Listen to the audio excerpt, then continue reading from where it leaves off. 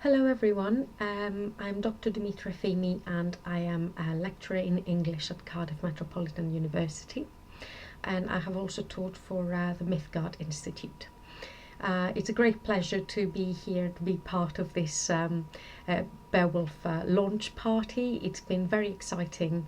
It was very exciting when we first heard that the Tolkien translation of Beowulf would be out, and it's brilliant now to have it available to us. My particular area in terms of Tolkien studies tends to be one of either kind of contemporary intellectual history or folklore. And I'm not an Old English expert or an Anglo-Saxonist, so I thought the best kind of element of the book for me to talk about would actually be the folk tale that comes with it, and that is Sellic's spell. So I don't know how many of you kind of have speed read throughout the whole book and have reached the point after the translation and all the notes where Sellic's spell comes, but I thought I'd give you a few kind of initial thoughts after reading the tale and talk a little bit about Tolkien and folklore. So let's see. Let's start, I suppose, let's begin at the beginning. Let's start with the title, Sellic's Spell. Now, the title itself is a line from Beowulf, from the poem, and it's usually translated as a wondrous tale. And I think that's quite important. I think there's something significant about Tolkien choosing this particular title, not only because the tale he's telling is a wondrous tale, but because the term itself corresponds to a very particular type of folk tale in folklore studies, and that is the wonder tale.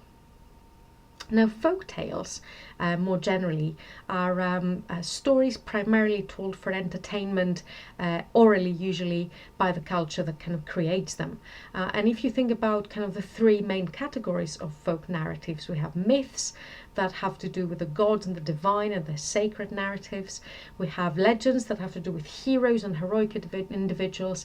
And then we have the folk tales. And the folk tales are not so much about heroic individuals, they're more about kind of clever human beings that kind of use their wits to do something important, kind of transform themselves, or kind of use supernatural aid.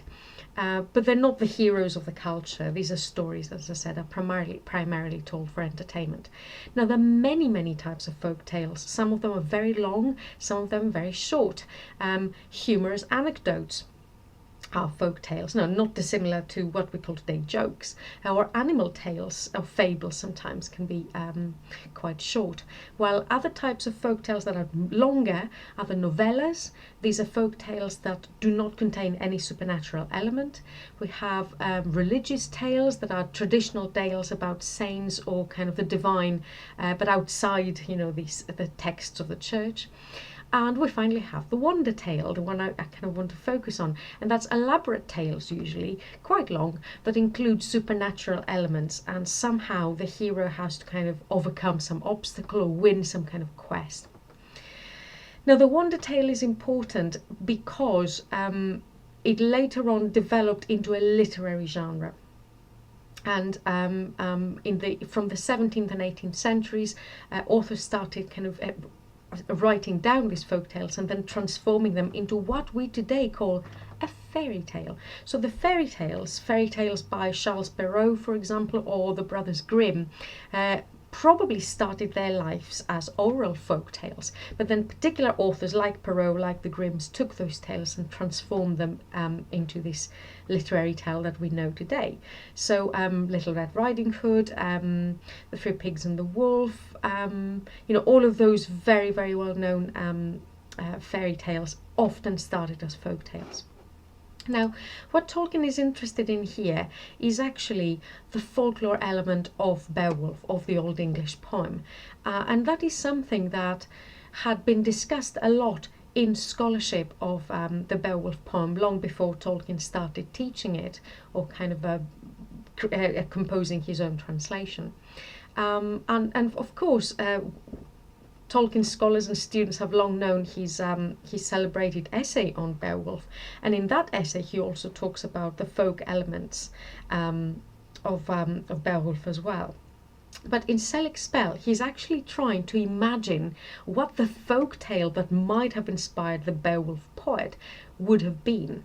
So that is, the tale we have is quite traditional in terms of its structure, in terms of its characters.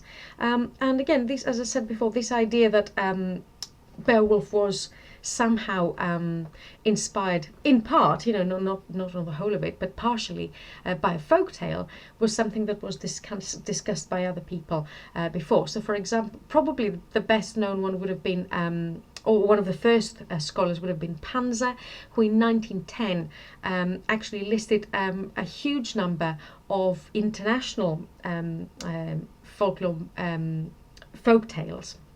International in the sense that they came from all corners of the world, that use that particular motif, that particular storyline that Beowulf also uses.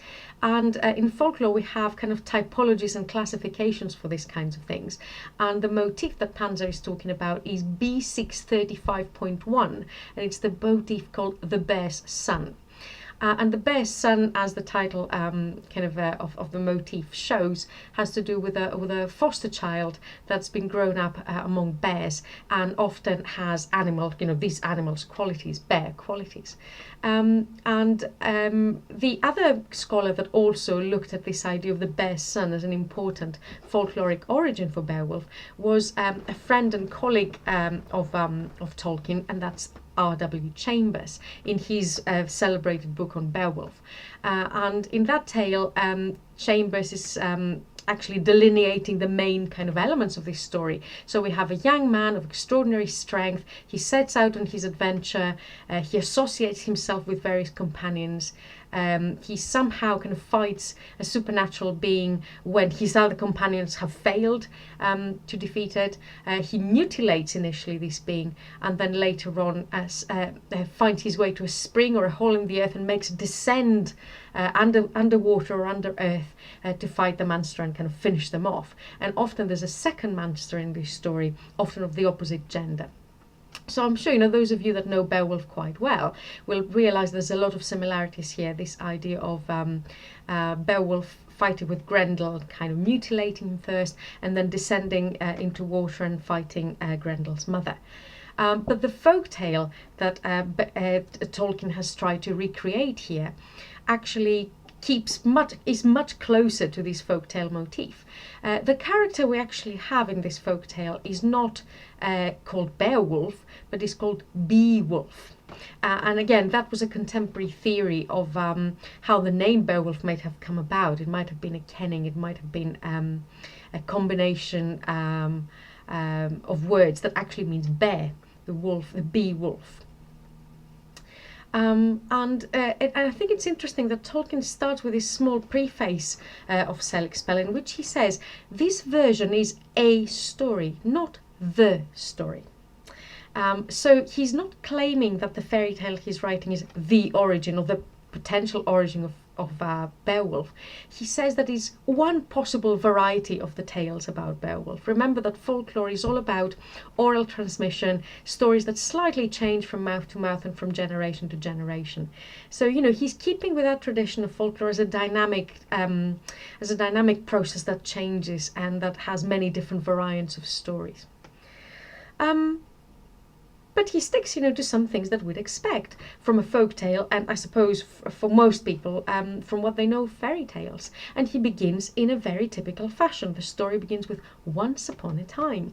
That is, the traditional beginning of fairy tales, but of folk tales as well. This idea of at some point, at some kind of unidentified place. We don't get specifics of places and times in folk tales. The foundling, the little boy at the beginning of the story, who is found kind of being raised by bears, initially has, much more marked these characteristics of the bear. He's quite lumpish, he's quite surly, he's slow to learn the speech of the land. We hear he's a bit clumsy. And we hear again in this story, and as he had no name of his own, people called him Beowulf, and that was his name ever after. So based on his behavior and the way he kind of looks to people, they give him a name that suits him, and that's Beowulf. Now again, that's a typical folklore thing. Remember the story of Red Riding Hood. She's named Red Riding Hood because she's wearing a cape, a red cape. So this idea of the associations of a character that are somehow appropriate in terms of the name of the character are here as well.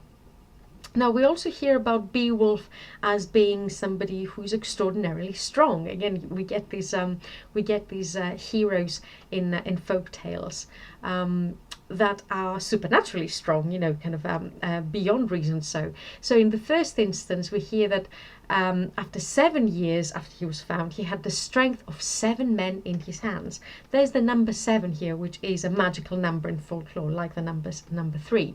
So after 7 years, he had the strength of 7 men in his hands. So somehow it seems that every year he grew, he had the strength, you know, of another person. And later on, we hear in time Beowulf became a man, but he was greater than any other man of that land in those days, and his strength was that of 30. So we assume here he's 30 years old at the prime of his manhood, where his actual adventure begins. So we have a kind of important folklore motif that other scholars had identified as important for Beowulf that Tolkien is using here, and he's really adhering to the typical narrative demands of the folktale here. He begins with once upon a time. He gives us a hero whose name comes from his kind of behavior and how the people perceive him, and this is somebody who's supernaturally strong. 7, you know, the strength of 7 men when he's 7 years old, the strength of 30 men when he's 30 years old. What happens next is, you know, there's different episodes. I'm not going to go through all of the tale in detail, but the next thing that strikes me again as very folkloric and very typical kind of the folklore tradition of these tales is the companions that Beowulf meets, and the 3 of them travel together to the King of the Golden Hole to kind of face the monster. And it is typical that we have 3 companions. Again, that's something that we see very often in fairy tales and in folk tales. So in fairy tales and folk tales, when we see 3 people, 3 brothers, very often 3 princes, 3 friends, you know, we know right from the beginning that the 3rd one is going to win the quest or win the girl, or, you know, get the task done. The first 2, you know, we're going to see them trying, but it's not going to work. And that's exactly what's happening here. And interestingly, again, the names of the other 2 companions are, again, in that same folkloric fashion, associated with particular attributes that they have. So the first companion is called Handshoe, and we hear that he had that name because he wore great gloves of hide upon his hands, and when he had those gloves on him, he could thrust rocks aside and tear great stones asunder, but without them he could do no more than other men. So it is his gloves that give him the name Handshoe.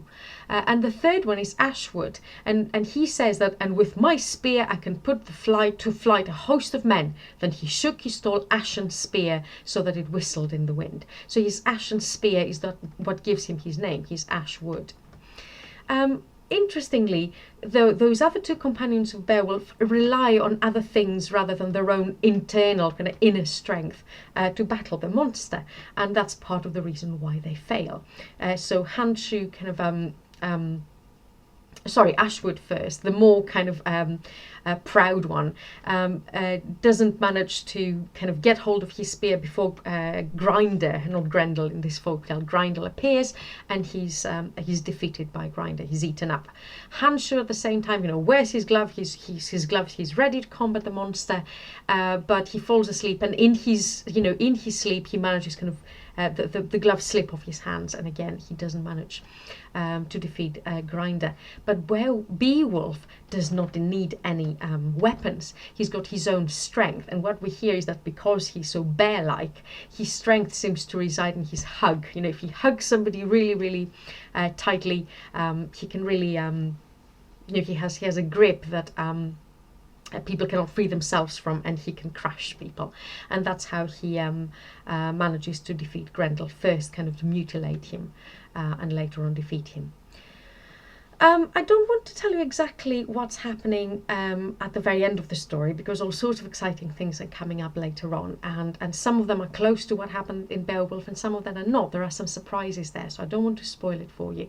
But I think I've given you some kind of main points in terms of how to read this story as a folk tale, and I think that's what Tolkien is trying to do really here. He's trying to recreate a lost folk tale that might have inspired the Beowulf poet. I think what happens kind of as the story progresses is that he kind of gets a bit carried away. The story begins very traditionally, in a very kind of simple style. It goes, it moves really quickly in terms of plot. But as we get to the exciting bits, Tolkien can't help himself but add more details, make it more elaborate, and I think it kind of ends more like a literary fairy tale than a oral folk tale that would be a much more simple kind of construction. But I suppose this is something that you'll have to kind of read the rest of the story and decide for yourselves. As I said, what I hope to have done is kind of alert you to the folklore motifs and the folklore kind of background that Tolkien is trying to recapture and to emulate in this wonderful, wonderful story, Sellic Spell. And we're very, very lucky that Christopher Tolkien decided to include this this story with his father's translation of Beowulf. I hope you've enjoyed this little exposition, and I'm sure, as I said, many of you will actually go on to read the story and discover many, many more points about it in your own time. Thank you very much for listening, and I hope you'll enjoy reading our latest Tolkien book. Thank you very much.